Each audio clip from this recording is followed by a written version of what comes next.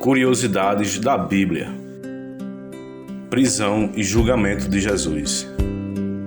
Na quinta-feira à noite, véspera da festa da Páscoa, Jesus realizou a última ceia com seus discípulos. O mestre procurou se refugiar em um pequeno empreendimento agrícola, um jardim, um lugar aprazível, chamado Getsemane. No momento em que estava no jardim de Getsemane, prevendo a sua morte, ele sentiu um estresse emocional intenso. Jesus chorou, transpirou ao ponto do suor se transformar em gotas sanguíneas. Em seguida, chega Judas com os soldados do templo. Judas beija Jesus na face e diz: Mestre, os soldados do templo realizam a prisão de Jesus. Jesus foi preso quinta-feira à noite, véspera da festa da Páscoa, em um jardim chamado Getsemane, que significa prensa de azeite. Esse jardim ele pertencia à família do apóstolo João, um dos apóstolos queridos de Jesus Cristo. Foi lá, segundo a afirmação de alguns teólogos, que Maria foi sepultada. Maria foi sepultada nesse jardim Getsemane.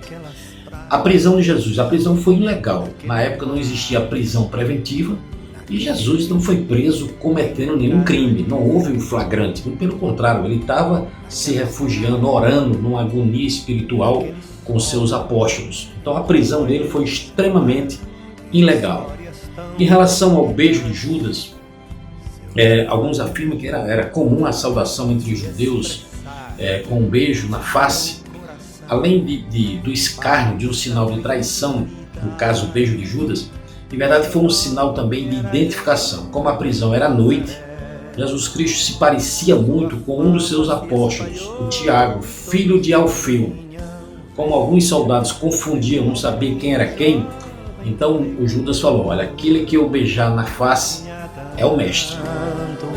A primeira fase do julgamento de Jesus foi o julgamento religioso, pelo Sinédrio, presidido pelo astuto Caifás. Depois, Jesus foi julgado por um tribunal romano, presidido por Pôncio Pilatos. Mas quais eram as acusações contra o Nazareno?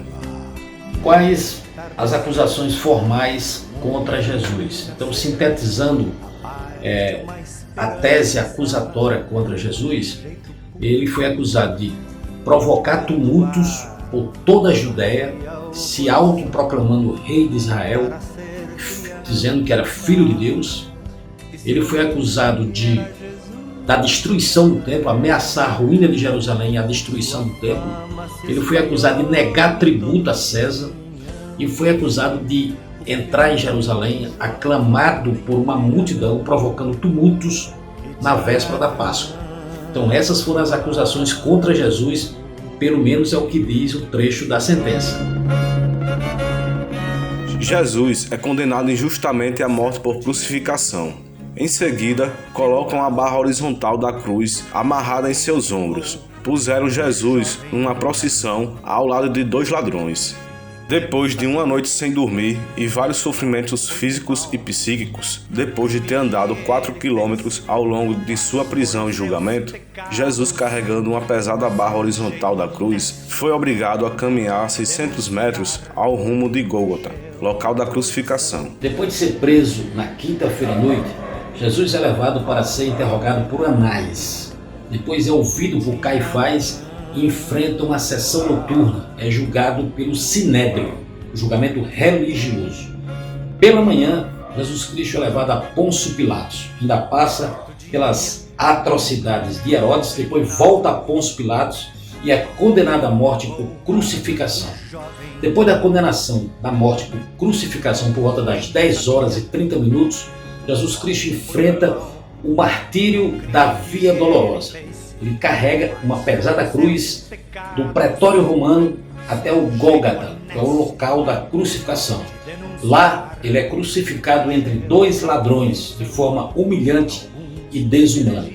Por volta das 15 horas e 30 minutos, 3:30 da tarde, Jesus Cristo dá o seu último suspiro.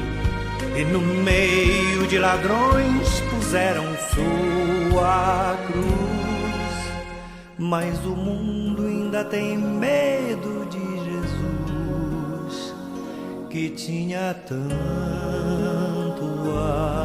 amor.